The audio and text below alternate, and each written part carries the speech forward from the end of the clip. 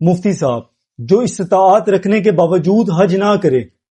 تو اس کے بارے میں قرآن و سنت کی کیا وعید آئی ہے؟ جی وضاحت فرما دیں۔ کچھ لوگ جو ہیں وہ بڑے امیر ہیں، بڑے بڑے بزنس کر رہے ہیں، مگر وہ حج کے لیے نہیں جاتے جی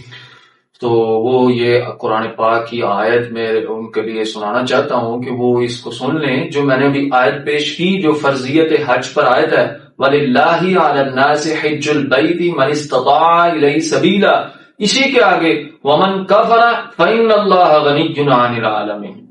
تو رب ذوالجلال ارشاد فرماتا ہے کہ جو بندہ پھر نہیں جاتا حج کے لیے استطاعت رکھنے کے باوجود، تو اللہ بے نیاز ہے،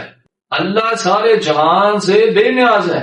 اس کو پھر اس بندے کی ضرورت نہیں، وہ پھر جو مرضی کرے۔ اسی طرح حدیث شریف میں ترمذی شریف کی حدیث موجود ہے کہ نبی پاک علیہ الصلوۃ والسلام نے ارشاد فرمایا کہ جو بندہ استطاعت کے باوجود حج نہ کرے وہ چاہے یہودی ہو کر مر جائے یا نصرانی ہو کر مر جائے، اس کی کوئی ہمیں پرواہ نہیں۔